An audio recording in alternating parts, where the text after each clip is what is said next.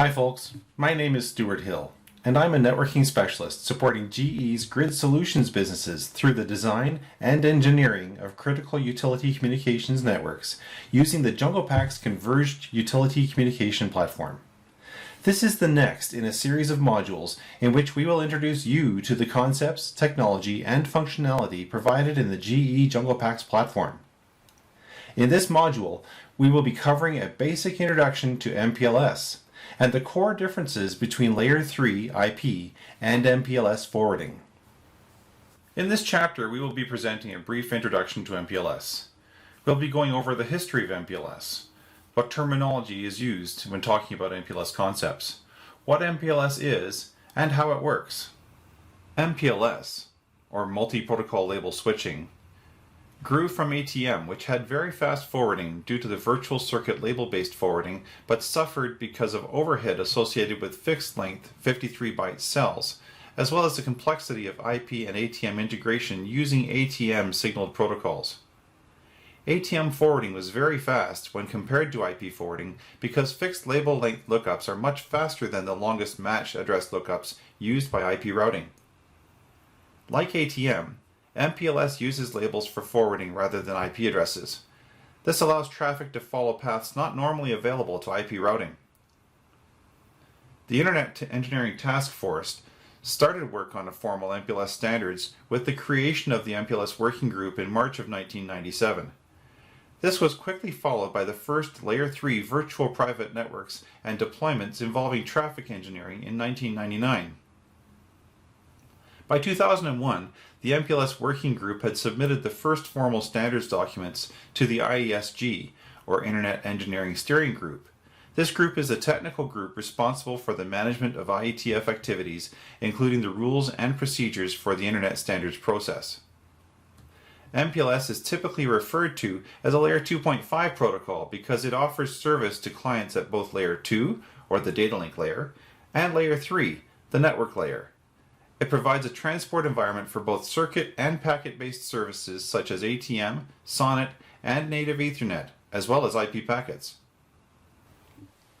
MPLS is the technology developed to meet the original demands of being able to forward packets across a network at hardware rates without being limited by the scalability challenges presented by traditional IP-based routers. It allows a single physical network topology to provide services that operate as many distinct Layer 2 switches, Layer 3 routers, and point-to-point wires.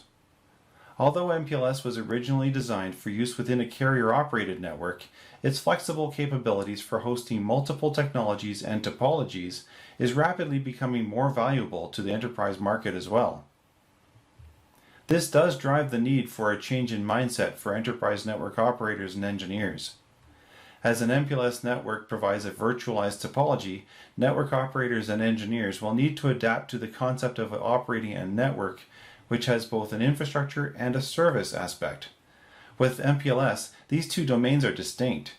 An MPLS network engineer or operator will need to become accustomed to treating every service operating on the network as a tenant, and each network component providing that service as a provider or infrastructure component. At this point, it would probably be useful to review some of the terminology common to MPLS technology. An LSR, or provider node, is a label switch router. This router receives an MPLS packet on ingress and swaps the outer destination label for a new destination label intended for the next router in the label switch path. An LER, or provider edge node, is the label edge router where labels are added or removed from MPLS packets. This is typically at the source or destination of a label switch path, or where one endpoint of a service exists.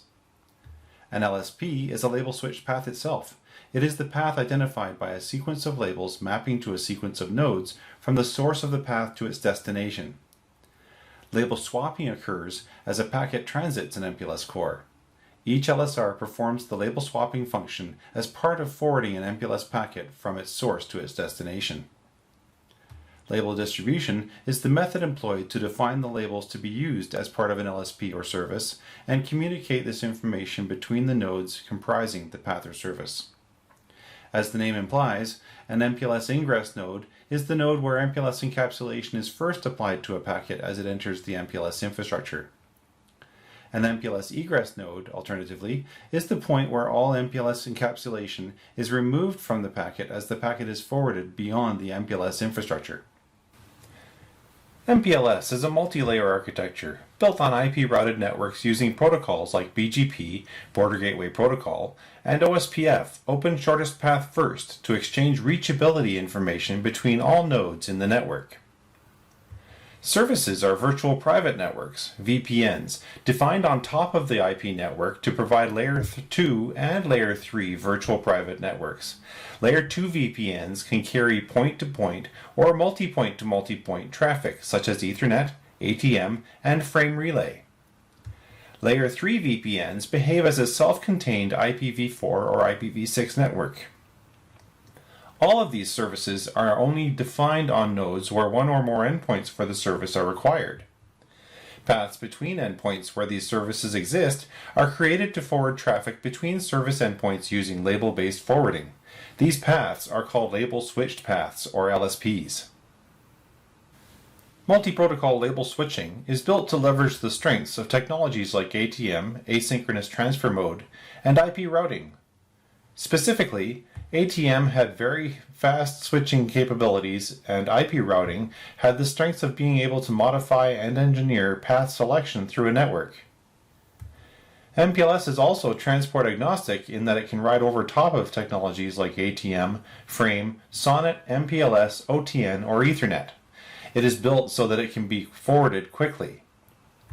Just like an ATM cell had the ability to do very fast cell switching and forwarding due to its small 5-byte path and channel identifier overhead, MPLS was designed to gain similar benefits from label-based forwarding facilitated by the 4-byte label. MPLS is a forwarding and encapsulation mechanism. MPLS encapsulation means taking a source frame coming from a customer network and encapsulating that with a new MPLS header. In that MPLS header were 4-byte label fields used to do the lookup and forwarding through an MPLS network. The benefit of that is that you now have a device that doesn't have to perform all the IP lookups that had to happen for your typical IP network. Now you can simply look up the label, do a label swap, or pop, or push to forward that traffic to where it needs to go. Now, for MPLS to work and be supported on existing routing technologies, they had to design 2 new protocols as well as enhance some of the existing protocols. Label distribution protocol was developed, as it says, to have a way of distributing the labels that are used for things like label switched paths and services to the various endpoints involved in those label switched paths and services. Link Management Protocol was added because of the traffic engineering capabilities that came along with MPLS itself. In addition to that, the existing protocols BGP, RSVP, OSPF, and ISIS were all modified and enhanced to support the traffic engineering and service reachability capabilities required by MPLS. The modification to BGP changed it to MBGP, which is multi-protocol BGP. RSVP was enhanced with traffic engineering capabilities, so it's now called RSVP-TE. The same thing for OSPF and ISIS. They had traffic engineering capabilities added to them as well, so they are now both called OSPF-TE and ISIS-TE. So label switched path. What is it? How does it work? We just talked about label forwarding and that it is much the same as an ATM cell switching. When MPLS encapsulates traffic into a new MPLS header, the MPLS header is applied with a label on it. The label identifies that it's a member of the specific LSP or the traffic is being used to go across a specific LSP between node A and node B. What typically happens here is you'll have a classification of traffic types for service bundles that are pushed into that LSP based on some criteria. So all this collection of traffic will want to use the same label switched path to get between nodes A and nodes B. All that traffic would have the MPLS header applied to it, and they would all have the same MPLS label for the LSP put into the header, and that label would be used to initiate the forwarding process through the MPLS cloud. Let's have a look at how that labeling works and how it's used to do the forwarding process. So at the beginning, when traffic comes in on the ingress router on the left-hand side of your screen, the destination of the traffic is resolved against an internal lookup table, be that the VRF, Virtual Routed Forwarding Table, for Layer 3 services, or the VFI, the Virtual Forwarding Instance, looking at the Layer 2 forwarding. It looks it up and says, okay, so what's the next destination for this packet? Just like normal forwarding. In this case, it's going to be hopping onto an LSP between nodes A and B. So the label for LSP A to B is going to be applied on that packet before it egresses the interface toward the next router. In this case, we know the destination of LSP A to B is going to be the egress router 10201. So on the node on the left-hand side, when it egresses that node, it's going to apply the label 10271 as the LSP label in the encapsulated header of the MPLS packet. So when the packet is received on the next router, so the middle router on your screen, the router sees that the packet has the label 10271 in the header. In its lookup, it says, okay, I know this packet with this label tells me it's part of the LSP A to B. It doesn't know anything about the contents further down in the packet. It doesn't need to look that far. It just looks into the MPLS encapsulation header, sees the label 10271, and says, okay, my forwarding table tells me I need to swap that label for 10999, and I need to forward it out the next interface toward the next hop, because I'm filling an LSR, or label swap router, functionality. Labels themselves, as you can see here, are locally significant. So for example, 10271 is only significant to the router in the middle when it receives that packet, because it knows if I see 10271 coming in on this interface, I know what LSP or what service this may be part of. So in this case, this is at the LSP level, and it knows that the action for it to do is to forward it out the next interface with the new label, but that label that it uses on the egress is not relevant or unique to the middle node as it leaves. So for example, when 10999 is applied, that label, the same 10999 value, can be used for other LSPs that egress this node, because it's only relevant to the node that receives the packet to be able to uniquely identify which path it's coming from. So for example, I can have 4 different LSPs, each one that when they leave the middle node gets swapped for a new label. Whatever ingress label they have must be unique on me, so it can't be 10271.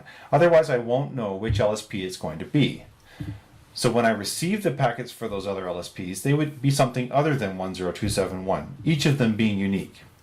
But I could swap them all for 10999 value based on their individual forwarding index lookups and their forwarding treatment out their next hop forwarding interfaces. However, for the example shown, I could not have 10999 next hop label being put into the packet, swapped, and going out the same interface as another LSP that is 10999, because then what happens is the next node in the path would no longer be seeing a unique label on its interface to know which LSP I'm receiving this packet for. So it's unique to the receiving node. The next thing to keep in mind is that LSPs are built in a single direction. Labels for LSPs are normally built from the receive end back to the transmit end. Follow along and I'll show you what I mean. The node in the middle is the one who says, I want you to use 10271 to get to me, this one here. So for the LSP A to B, the node in the middle tells the first node, I want you to use 10271 to get to me. So when you send traffic to me, use 10271. So that's how it's done, by protocols like LDP and RSVP-TE from the end all the way to the beginning. The process used, for example, by LDP would be that the configurator of the LSP or the service says, I want to build an LSP that goes from node A over here to node B. Node A and node B being 2 remote endpoints of the service. So what happens there is that node A says, I'm trying to get to B. Well, how do I get to B? I go out interface X. So I've sent a request out interface X to the next hop that says, I'm trying to get to B. The next hop says, is that me? Am I B? Well, no, I'm not, but I know B is out my interface Y. Now, when I get to the next interface, if interface Y is the endpoint, it actually is connecting to node B. B says, well, hey, that's me. So here I want you to use 10999 to reach me. that information goes back to the middle node via the interface Y, and the middle node says, okay, so for LSP A to B, I know from the fact that I received a reply from the upstream node giving me a label to get to B, it tells me that I did in fact reach B. So that means I will use 10999 to reach B. And I can now tell the node that requested this LSP from me, so the node on the very left here, node A, I can now tell him that this LSP is actually going to be built. And here, I want you to use 10271 to reach me. So now the first node in the path, the very first one on the left, says, okay, I now know I need to use 10271, going out interface X, to use the label, the LSP A to B. And because I'm the one who requested it, I know that the LSP is complete from source to destination. In the next few slides, we're going to review the concept of label stacking. Before we get into that, though, we're going to do a quick review of LER versus LSR. And as you can see in this diagram, there are nodes identified as PE and P nodes. Remembering that MPLS really has been developed with the carrier world in mind as its initial focus, and carriers are providers of network services, MPLS nodes in their network are identified by their role in the service and the network. A provider edge node, or PE, is at the edge of the carrier network where services are presented to customers. A provider, or P node, is found in the core of a carrier network. As you will see, the name of the node, P or PE, is based on its role in the service or LSP being discussed. When it comes to the use of the terms PE or P versus LER or LSR, consider the following. A PE is at the edge of the network where labels are applied or removed. This is an LER or label edge router. A P node is in the core of the network where labels are swapped as they transit the network. This is an LSR or label switch router. Label stacking is the process of adding additional labels to a packet where labels already exist.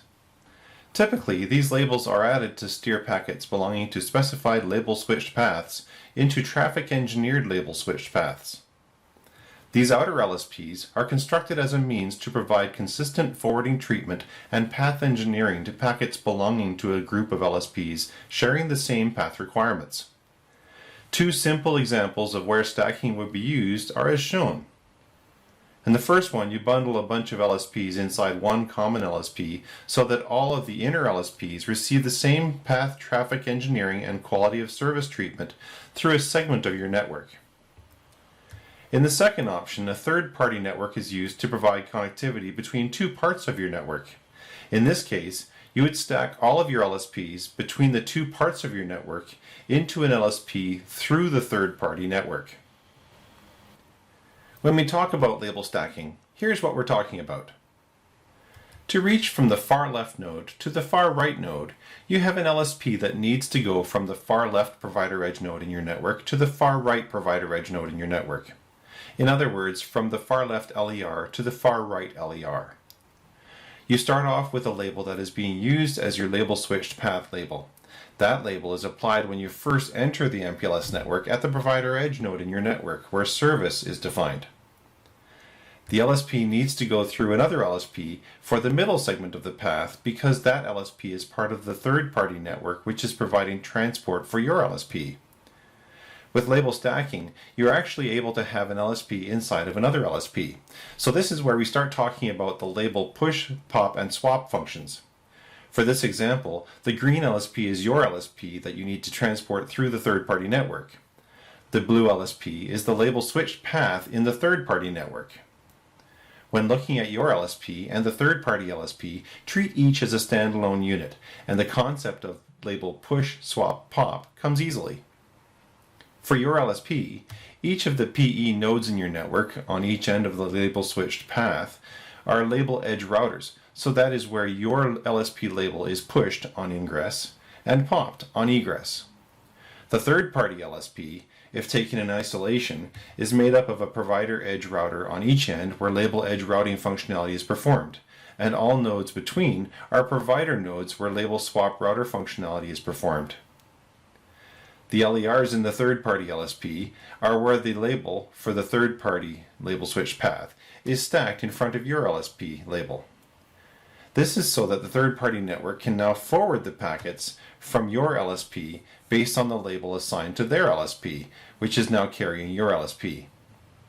As you can see in this example, the two ends of the third-party tunnel are like a P node to your LSP, although no swapping of labels is done, just label pushing and popping of the new LSP label.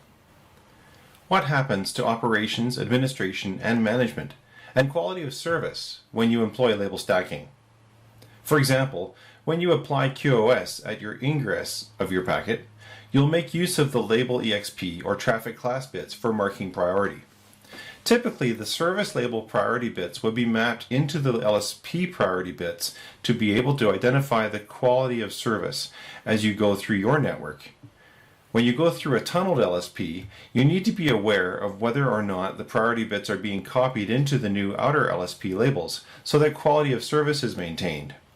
If this is a carrier of carrier model, for example, you're going through a third-party network, is your contract with them set up sufficiently so that the quality of service of your initial service is honored or maintained? When we get further into MPLS TP, you'll see that OAM may be impacted as well. There are mechanisms in OAM where you can do loss measurement and delay measurement to see the various performance characteristics of what's happening as the packet transits through the network. In some regions, if you do tunneling, they may not allow that measurement to occur. To understand the true context of packet forwarding, we will have a quick review of traditional IP network forwarding versus MPLS forwarding. In traditional IP network forwarding, you forward based on the IP routing protocols or IP routes that are in the network. So you have a specific pre-selected route to a defined destination. Every route, when you have a packet coming in looking for a station, so for example in the diagram on the left, you have a packet trying to get to the destination of the IP address 10.1.1.1. When that packet comes in, a route lookup is performed to find out where should that packet go to reach that destination. So on node A, you have a route lookup, and it looks and says, I need to go out the interface blue. When the next node is reached, so when the packet reaches that next node, it does the same thing. It looks up the route to the destination and says, okay, my route for that one is, again, at the next hop route, which is the blue arrow. The third node does the same thing. It looks at the route to the destination IP and then forwards the packet down to the node on the bottom left, which is node B, the destination. So how does that route actually get there? It uses interior gateway protocol routing protocols. You typically find interior gateway protocols inside a corporate network. We'll just look within the context of a single company network in this discussion. We'll look at the IGP protocols of OSPF, Open Shortest Path First, RIP, which is now version 2, Routing Information Protocol, ISIS, Intermediate System to Intermediate System, and the Interior Gateway Protocol version of BGP, IBGP, or Interior Border Gateway Protocol. Those routing protocols exchange reachability information to build a forwarding table, a layer 3 forwarding table that is used to look up when a packet is being forwarded based on layer 3 information. So you see the packet at the top? It actually has the source and destination MAC address, the Ethernet type, and the source IP it came from, and the destination IP it is going to, as well as the IP packet payload. So how does that differ from MPLS? Well, MPLS will forward based on labels. The outer label, the port it came in, and the swapped label and port it is supposed to go out. If you look at the forwarding in an MPLS network, you have a source and destination address. The ether type, so in this case, because it has MPLS encapsulation being applied to it, it is ether type 8847 for unicast MPLS.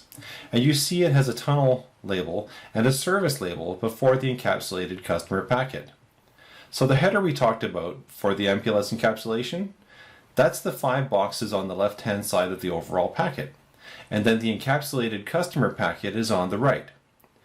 We will go into the details of encapsulation in the next slide.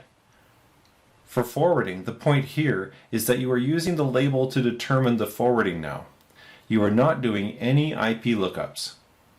In this particular packet's case, when the labels were applied, tunnel label 72 was applied, and it was applied based on the destination of this packet being understood as trying to get to the destination of 10.1.1.1. And to get to that destination, it chose the LSP that was ending at 10.1.1.1. On the top node, which is the LER, or Provider Edge node, a label was pushed on the packet as part of the encapsulation mechanism, and that label was 72. So when that packet reaches the next node, which is the LSR, the label switch router, or provider node, it does a lookup and says, okay, I received label 72 on this interface. When I receive that, my lookup table on this node, not the virtual 40 instance, but my actual label lookup, says if I receive a 72 on this ingress interface, I need to swap that label for 180 to push that packet out of the egress interface to the next hop. When the next hop node receives it, it does a lookup in its table as well. It's just looking at the tunnel label. It's not doing any IP long, huge table lookups. It's a fixed 20-bit label that it goes and looks up and determines that first 180 as a value coming in, it needs to swap it for 57 and send it out its next hop. And that will then reach the LER at the bottom left, where that label is popped because it is an LER, a provider edge node for that LSP. In MPLS, you still have routing protocols, but they are there for a different role. In this case, OSPF, ISIS, and MBGP are used to provide reachability information.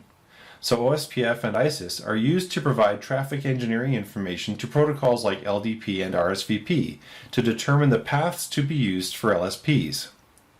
BGP, as you'll learn later, is actually used for Layer 3 services to determine and exchange reachability information for Layer 3 protocols or routing protocols in a Layer 3 VRF service in MPLS.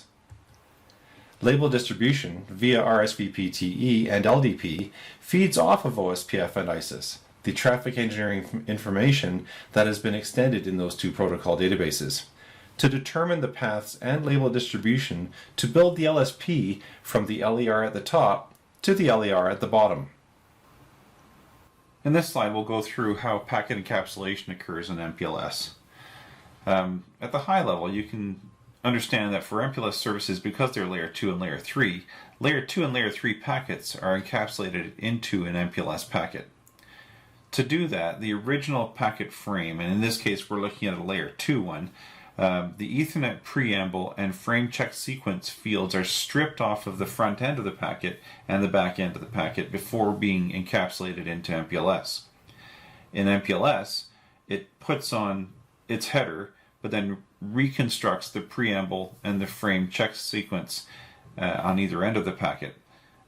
So what we'll talk about here really is the header itself. So assuming the preamble and frame check sequence are taken care of, what's the meat and potatoes of what actually is put in front of the customer payload, and the customer payload being the source and destination MAC address and the VLAN or 802.1q header and the actual payload of the customer packet. Again, this is a Layer 2 packet we're looking at, so it would be used in the MPLS case of an L2 VPN being a VPLS, Virtual Private LAN Service, or Virtual Private Wire Service. That packet coming from the L2 domain would be now encapsulated into an MPLS packet, where what's done there is the original source and destination MAC address are preserved, because when you reach the far end of the MPLS service, you still have the same, the original source and destination L2 domain forwarding to worry about. So the MPLS packet actually encapsulates a brand new header with a brand new source and destination MAC address based on the source and destination MAC address of the MPLS infrastructure it's being forwarded over. So that's the source and destination MAC address of the current MPLS node and the next MPLS node in the path. The ether type is now the MPLS ether type of this packet, which is, in this case, it shows 8847 being a unicast MPLS packet. And then you have, really from inside to outside, the pseudowire label is applied, and we'll get into what pseudowires are a little bit later. That's really the service label. And you have the tunnel label, which is the LSP label, inserted at the very front, right behind the ether type. So So that covers the construction of the MPLS header that's applied as part of the encapsulation of a customer payload. Let's have a quick dive into the MPLS label itself to understand the components that make up an MPLS label.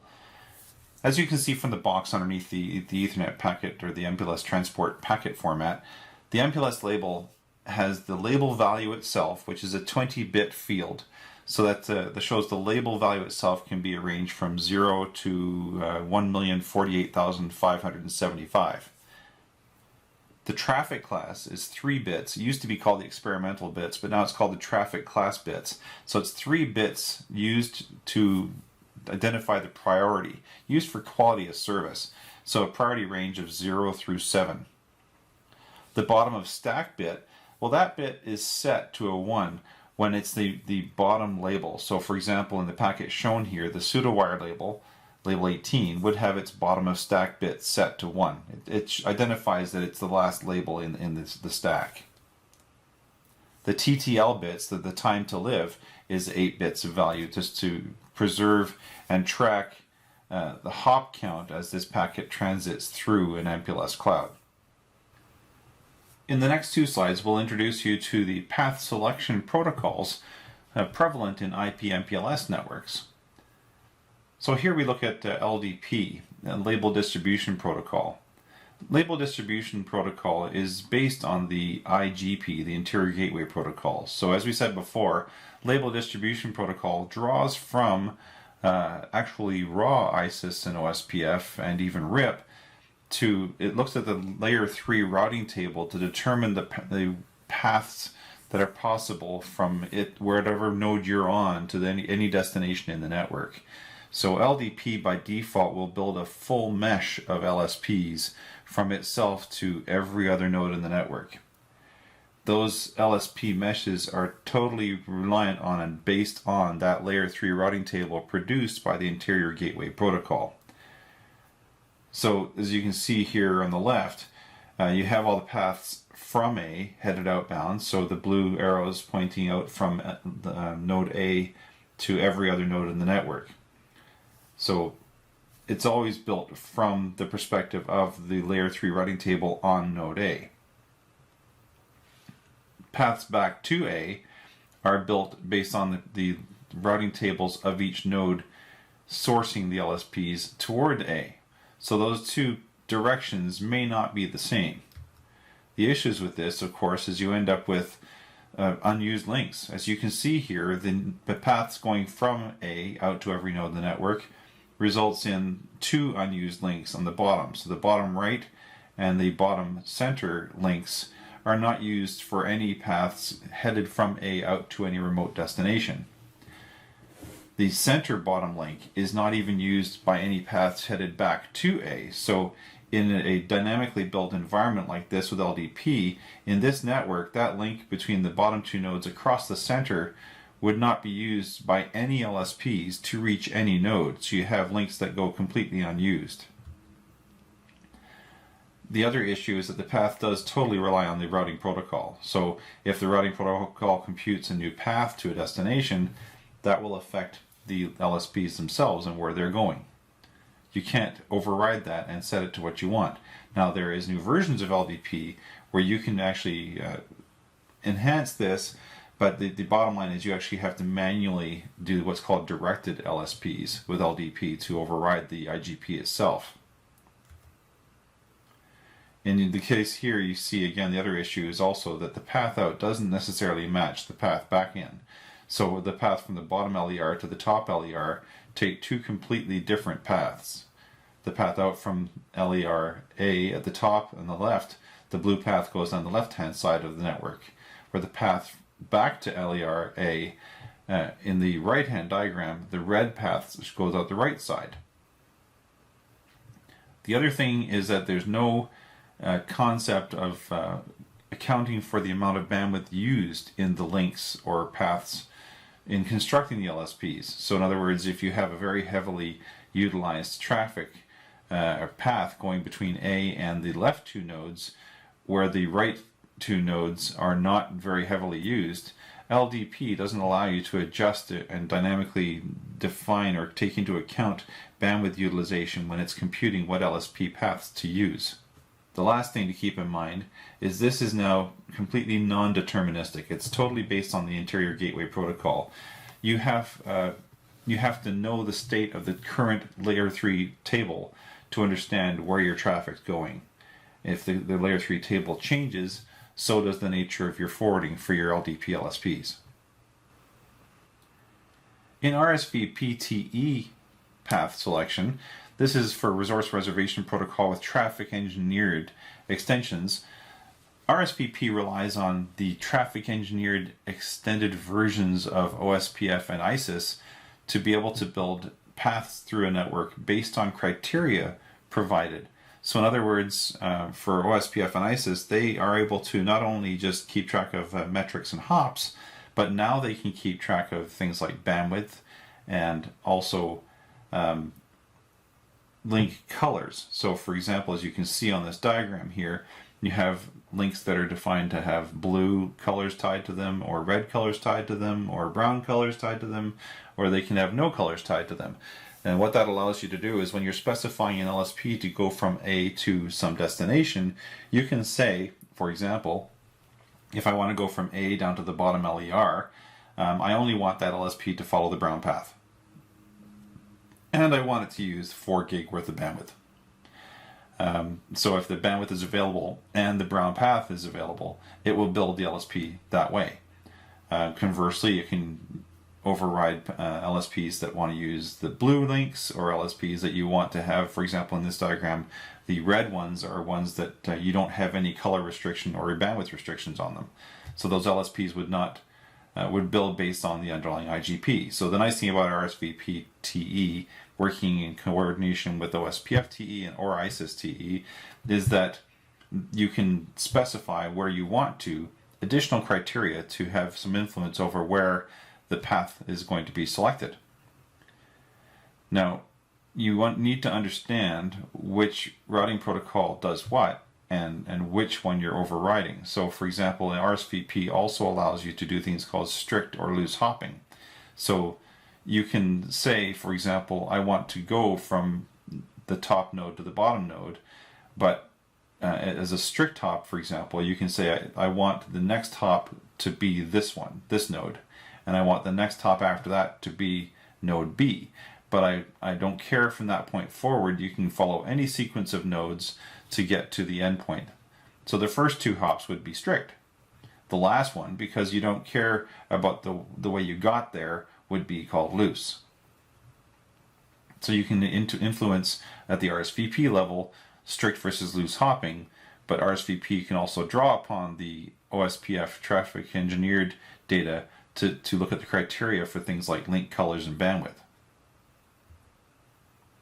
So the benefits of that is you get more efficient link utilization. So as you saw in LDP, the same diagram on this one that we had the LDP slide a minute ago, in this case now we do make use of the center bottom link, but that you now see a blue LSP on.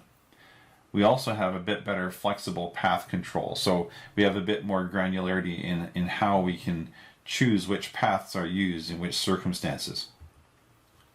The challenge is you do need to be a bit more savvy as far as the interaction and the methodology of each protocol. So how they work together, how they work against each other, and where they cooperate, and the strengths of each. So you have to have some pretty good protocol knowledge. The other thing is you still don't have a guarantee necessarily that the path out matches the path back. So we can address that by doing explicit, strict versus loose hopping, but you have to do it that way to make sure those paths are actually going to follow the same path out and path back. Because, for example, if you have more than one path that has the same colors, and each of those paths has enough bandwidth to meet your criteria, without strict and loose hopping, you have no guarantee on your path out being the same as your path back, which means you're back to being non-deterministic. Okay, so now you've got your LSPs built between A and node B. Well, what happens if something in the network fails, or a mid-span link fails, and you've lost connectivity in your LSP? you want to make sure there's some mechanism to actually heal that LSP and keep things going. Well, in IP MPLS, they have LSP protection mechanisms available that will help you with this case, and we'll go through some of those here. The first one is link protection.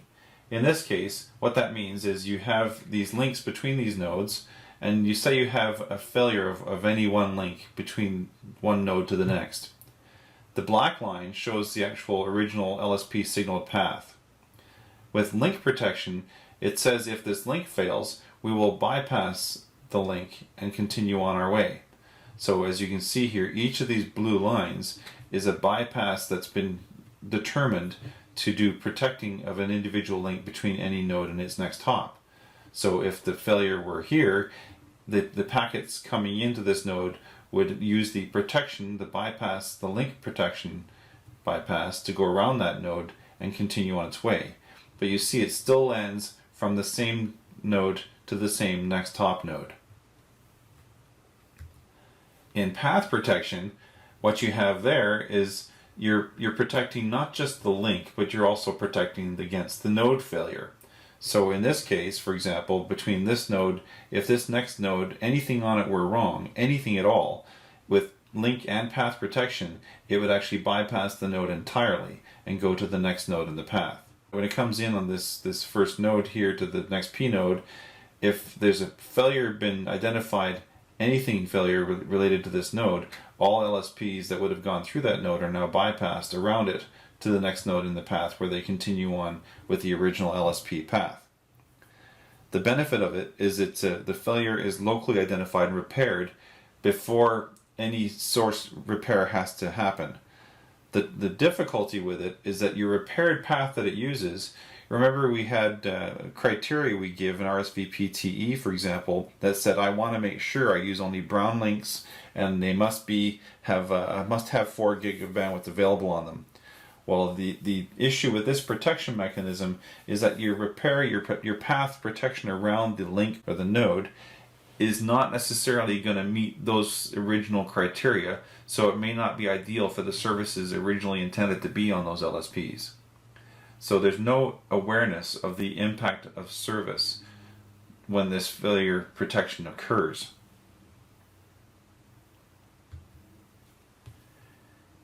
So what happens then is they build a secondary or standby LSP.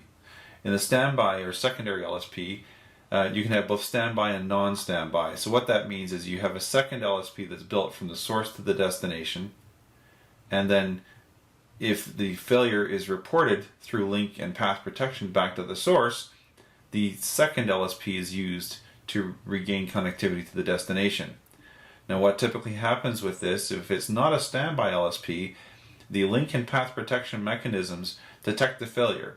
While they're forwarding traffic around the point of failure, a notification is sent back to the source of the LSP saying, hey, you've got a problem. At this point, the source LSP says, okay, I'm going to switch now traffic to my secondary. If that secondary is not defined to be a standby LSP, then that LSP needs to be signaled and the labels exchanged before traffic can actually use it. If the secondary LSP is defined to be standby, then once the source is notified of the failure, packets can then be immediately switched over to the secondary LSP, which is waiting for it. So the benefit of that is you now have a second path that's already determined, but not necessarily pre-signaled. In other words, labels may not already be set up for it to be used, but you have a second path that you've figured out that you could use. If it's a standby, those LSPs, the labels are already in place, and you can just use that LSP right away. The difficulty is now you have to reserve bandwidth for a pre-signaled LSP, which makes that bandwidth on the secondary LSP not available for anyone else. But moreover than that, again, you still have the time of when the link and path protection is in place. You still have to wait for the source to be notified before the switch can occur to that secondary LSP and make use of that traffic. So it's not a 1+1 setup, it's a 1-2-1 failure. So the 1-2-1 traffic goes from the primary LSP to the secondary LSP. Traffic does not coexist on both. Okay, so we've done lots of communication now about the LSPs. Let's talk about the services that ride on MPLS itself. So the two main categories we talked about were layer 2 and layer 3 services. In layer 2 services, you have what are called L2 VPNs. L2 VPNs are in two classes. There's VPWS, Virtual Private Wire Service, and VPLS, Virtual Private LAN Service. In this first diagram, we have a VPWS service that connects, actually there's two of them here. One connects VLAN 10 to a remote site of VLAN 10, and the second one connects VLAN 20 to a remote site of VLAN 20. The best way to think about VPWS is it is a wire. There's no MAC learning. What comes in goes out the WAN. Unless there's filters set up on the VLAN, MAC, etc., everything will flow. In VPLS, it's like a big switch. So there's MAC learning. All traffic is forwarded based on normal MAC learning rules that we discussed in Networking 101. So if a packet comes in with a MAC destination that hasn't been learned yet, and it comes in on the bottom right corner of the VLAN 20, it will be flooded to all other endpoints in that VPLS service. It's a virtual private LAN service. It's a great big switch is what their cloud looks like. So once the MACs are learned, the packets will only forward to the endpoints where that MAC has been learned on, just like a normal layer 2 switch. Layer 3 is what's called a VRF, a virtual routing forwarding instance. Layer 3 MPLS clouds, in this case, look like a router. So the L3 VRF defined between these three endpoints you see here, the MPLS cloud itself looks like a big layer 3 router. In other words, the three endpoints of that service, the top left, network 10.110/24, and bottom left, 10.310/24, and the right side, 10.210/24, look like three ports on a single router. The MPLS cloud provides the routing functionality between those three endpoints. The default functionality is static routing, so it knows there are three directly connected subnets. However, in advanced layer 3 VRF services, you can enable routing protocols so that the router, the MPLS cloud router, can interact with local routing protocols running in each site. To do the connectivity between these sites for all these different types of services, you have to create a pseudo-wire label to create connectivity between MPLS nodes. Now, this is MPLS connectivity at the service level. We already have LSPs that provide connectivity between two nodes. The LSPs will connect at the two nodes in general, but to actually identify service connectivity, and we'll get into that in a second, the pseudo-wire is actually used to connect services. It's specific to each individual service. It's a wire that connects the two endpoints of the service itself, whereas the LSPs are used to connect the MPLS nodes at the node level and can be used to connect many services between the same two bookend nodes. So if you remember, we talked about the label encapsulation of an MPLS packet, encapsulating a service packet. Well, this is why we talk about pseudo-wire versus LSPs. If you look at the construction of the packet now, you'll see that the tunnel label is the outer LSP that connects the nodes in general, whereas the pseudo-wire label inside that, so to the right of it, we typically call the service label, is actually the pseudo-wire that connects the two endpoints of the service. We'll go through in detail how this works in a minute. Let's work through an example of LSP versus service label allocation and use. In this example, we'll have three nodes, nodes 1, 2, and 3. We'll build an LSP from node 1 to node 3. Node 1 is the LER for the LSP, node 2 is the LSR for the LSP, and node 3 is the LER endpoint for the LSP.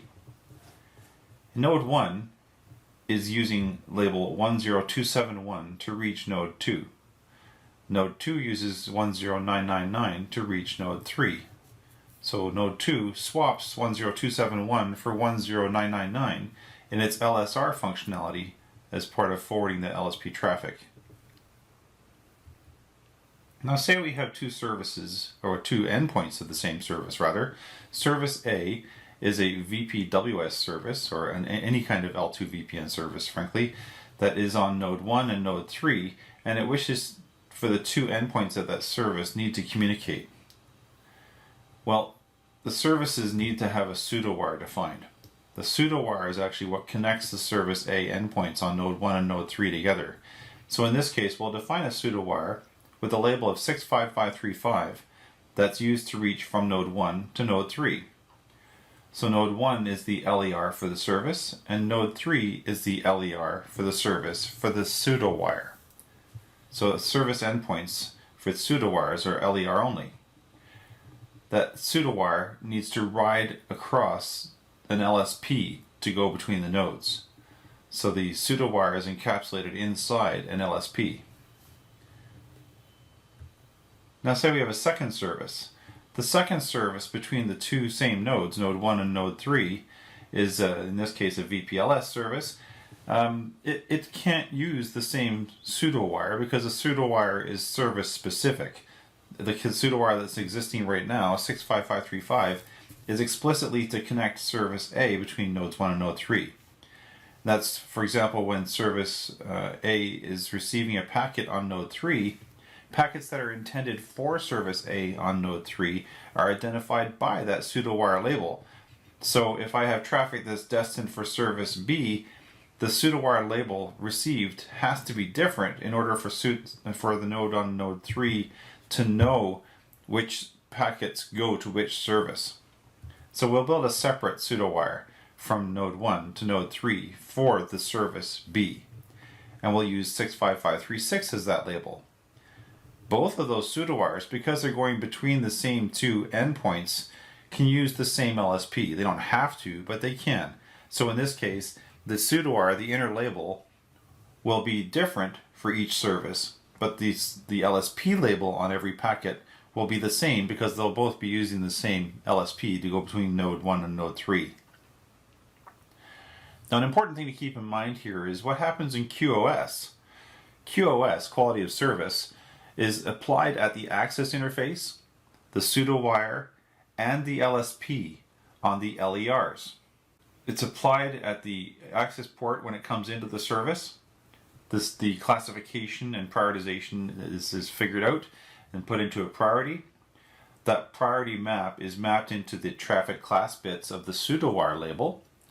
And then when the pseudowire has an LSP label pushed in there, it doesn't have to, the same thing for pseudowire labels, it doesn't have to apply the QoS, but it can apply the same QoS that came from the service into the pseudowire label and then again into the LSP label. At any of those levels, the priority can be independently determined, so independent of the service, or it can honor the service priority and have it applied there because the LSP label and the pseudowire label both have traffic class bits. Just like the source packets on either end of the service can have priority bits like that found in the 802.1q Ethernet VLAN header. On the tunnel LSR in node 2, however, the only QoS you're looking at there is the one on the outer label, so the LSP label, for example. So when the LSP label is swapped, the QoS on the ingress label 10271, the traffic class bits are inspected and optionally mapped. This is typical that you would map them into the next label that's going to be egressing to continue on that LSP path. The reason I say optionally is because you could do what's called stitching. You can go from one LSP to the next as an LSR functionality where you actually have two domains of MPLS and each one has their own QoS mechanism or their own QoS structure. So a priority that's priority 7 in your network may not be a priority 7 in the next hop's network.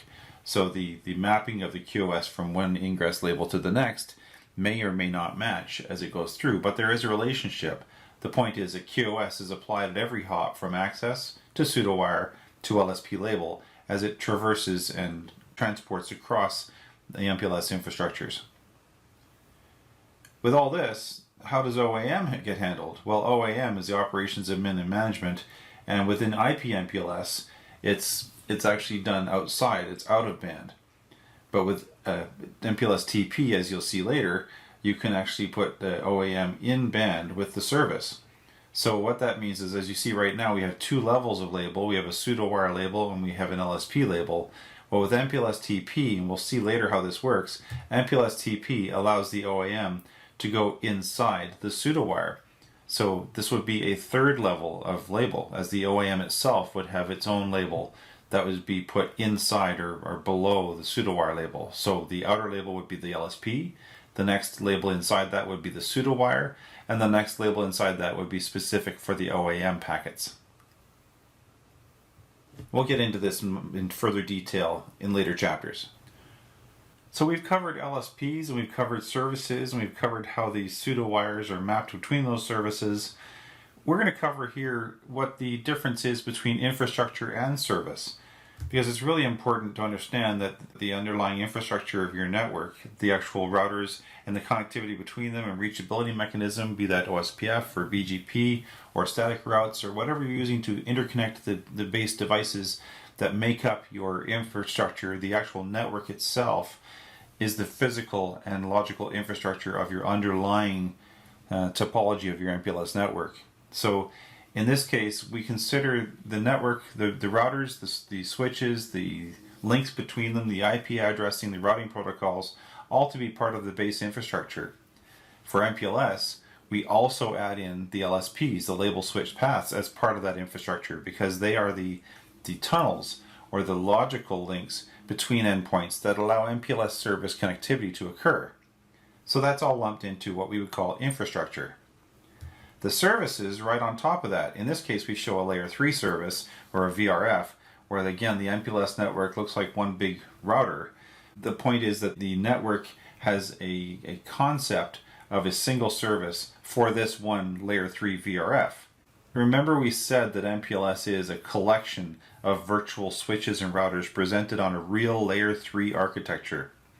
Well, what that means is that every service we actually provide connectivity to and we define on MPLS is actually kept in separate contexts.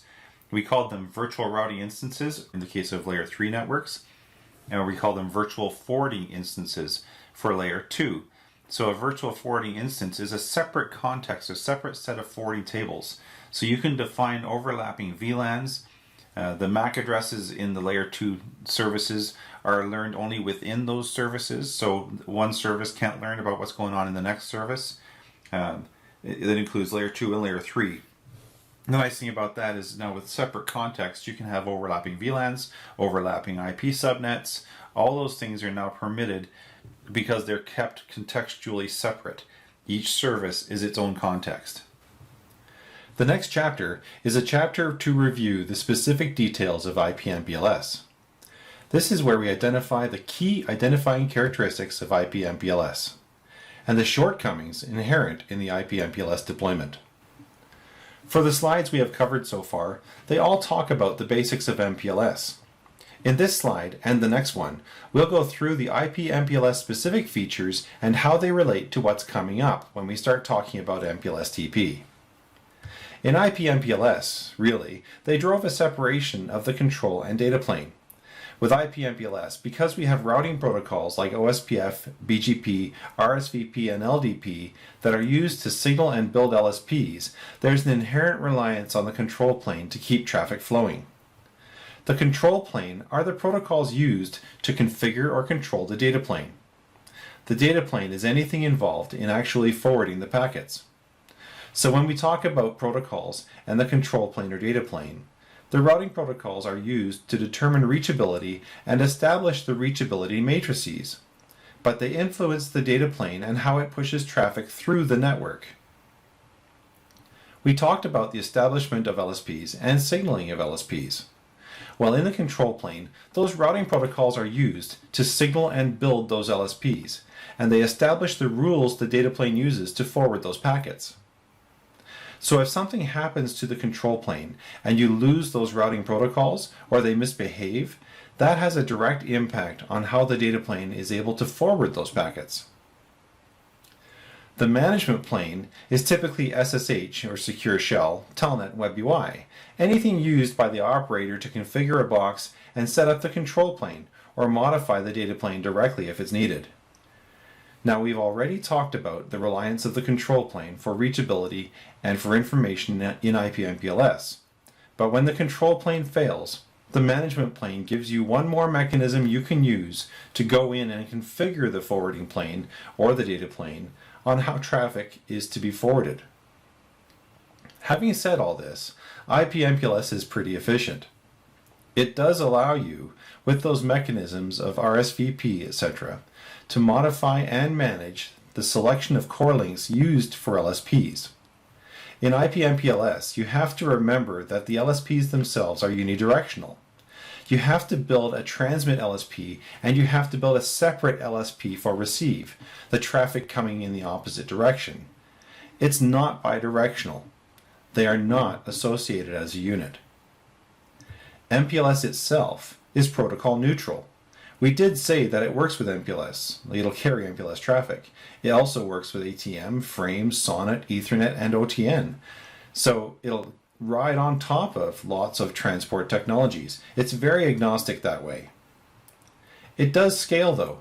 You can see in the existing networks today that the big carrier networks, global networks, are already using MPLS and scaling quite well. Performance and utilization statistics. This is one of the challenges for IP-MPLS because when you want a measurement of the performance of a service or your network, there's no in-band OAM. What that means is the operations, admin, and management traffic, there's nothing that actually fate shares with customer traffic. So when you have packets coming from a service that get a pseudo-wire label put on them, and they get pushed into an LSP and sent across the network, in IP-MPLS, to get measurement and performance statistics of that service, the typical way of doing it is to build a parallel service, so one that approximates the same type of connectivity. And you put measurement facilities on that.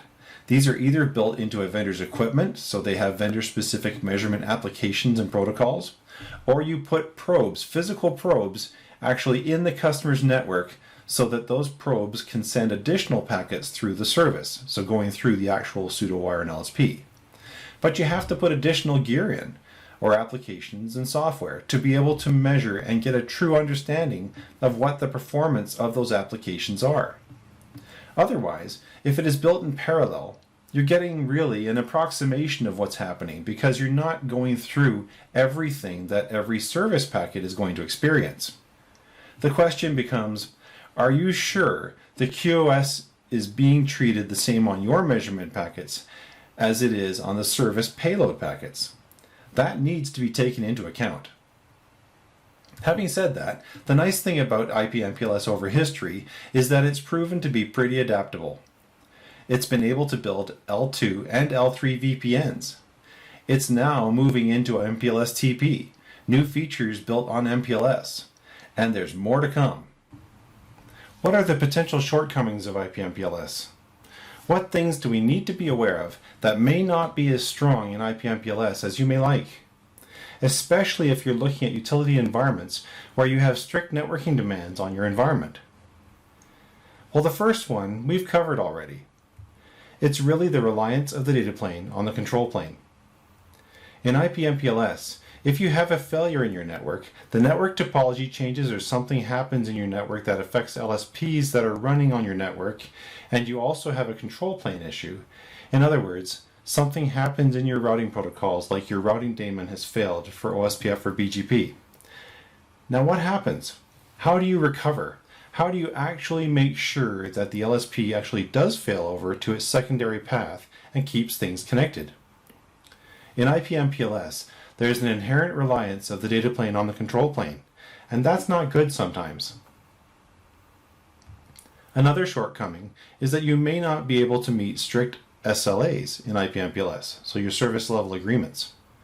The typical MPLS deployments in the big vendors, in the corporate and the carrier and the enterprise world, outside of the utility environment, they're looking for fairly loose restrictions on being able to recover traffic. So they aim for a 50 millisecond recovery time in a failure.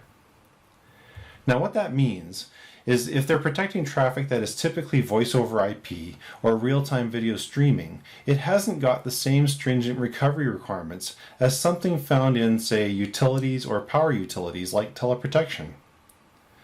So they, en masse, for the broad market, are looking for a target of 50 millisecond recovery time. This meets most of those needs, but is not really for the tighter requirement of things like a power utility. The other thing is, in IP-MPLS, you have an environment where your OAM is doing, really, approximation.